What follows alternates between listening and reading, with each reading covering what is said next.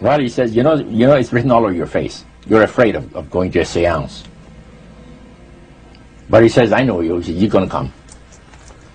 And then he started to tell me how brave I was when I was aboard ship, you know, different things. He says, you're not the same man, you're changed. You're chicken.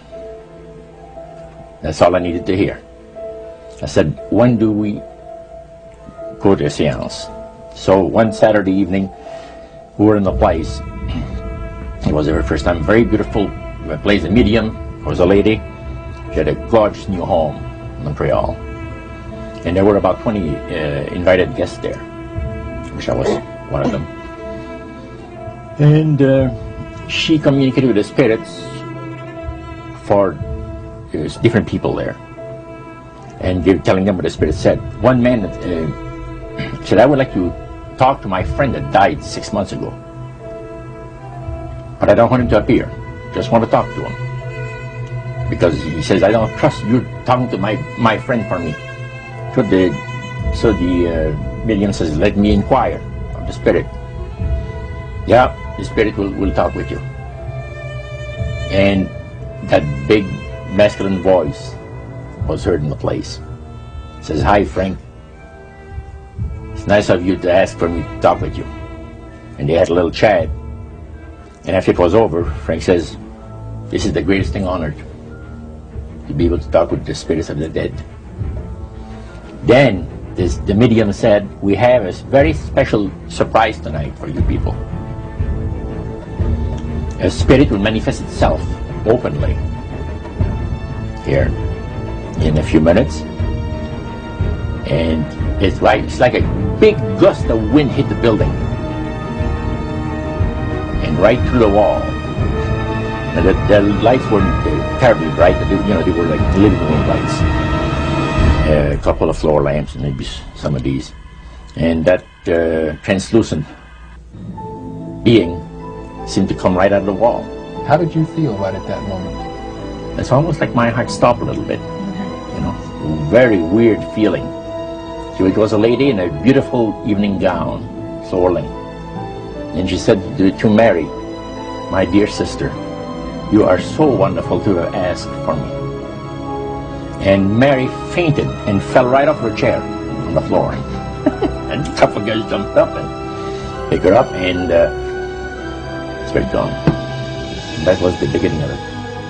That's how you got into it. Yeah, that's the way I got into it. After a while, you see, there's something interesting about the human mind. You can adjust to an awful lot of stuff. You can adjust to a lot of things that would terrify you to begin with. After a while, they become common and ordinary. So you mean contact with the supernatural can become commonplace and ordinary and doesn't bother anybody? Yeah. In other words, the more that you do it, you're not uncomfortable. That's it's right. just not an uneasy feeling. Yeah. So how did you feel about it? Then I got into a secret society that worshipped the spirits, you see. Well, how is that different from the seance, Roger? It happens that the seance are not involving in many ways. But when you get into a secret society of spirit worshippers, then, and especially when you're invited there by the direction of the higher-ups in the spirit world, you never get out of there alive. And this is exactly what my friend and I were up against. We didn't know anything about it. And there was a very, very popular big band leader. Jazz musician? Band, yeah, very famous. And one night we went to one of these seances, and he was with his wife. So Roger, you're at this restaurant. What happened? We sat there, and we had our favorite alcoholic beverages, you know. And as we talked,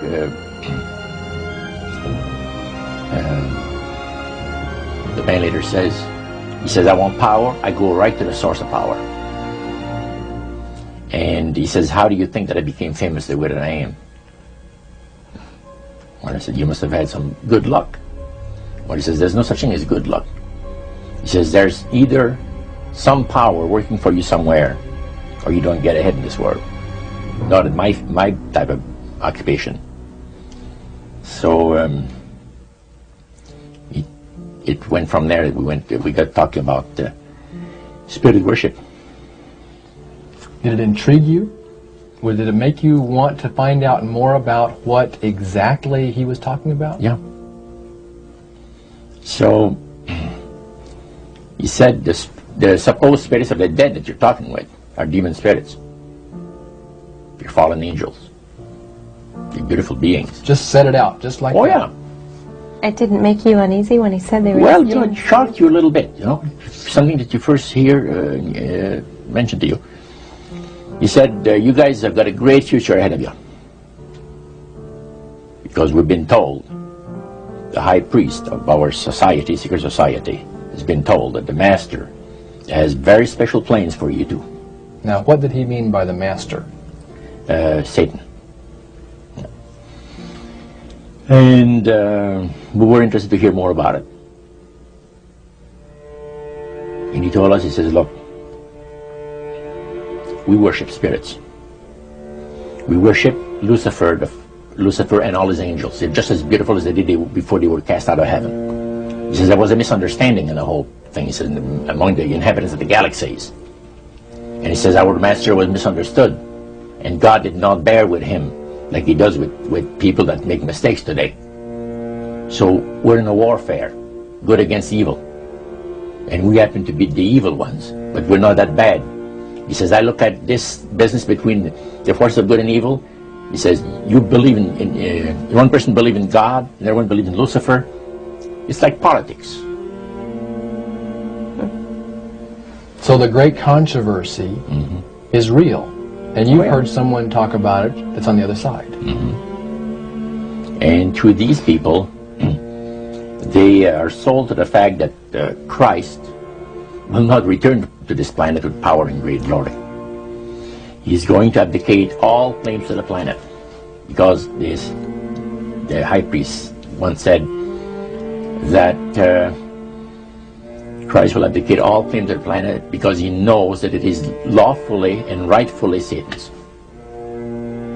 And at that time he says, so the priest says, well now, he says, for those of you that are new, let me tell you that this is the most feasible way, he says, to please the spirits. It's to deride Christ and his people, and his church and all that. So they sing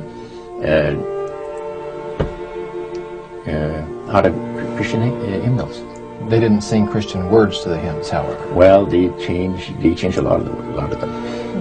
Yeah, And not for the it's good. a form of blasphemy. Yeah. Such as you see today in the rock music world. You see the entertainers, they have these crosses. The ladies got earrings, crosses. The guys got crosses. This is a form of blasphemy, a form of deriding Christ. You see, spirits cause the people to do that, to find pleasure in wearing this type of emblem, which is the cross is the emblem of the crucifixion of Christ to the Christians. Better to reign in hell than serve in heaven, is that it? Why not? I'm here on the ground with my nose in it since the whole thing began. I've nurtured every sensation man has been inspired to have. I cared about what he wanted, and I never judged him. Why? Because I never rejected him. In spite of all his imperfections, I'm a fan of man. I'm a humanist. Maybe the last humanist. Who in their right mind, Kevin, could possibly deny the 20th century was entirely mine?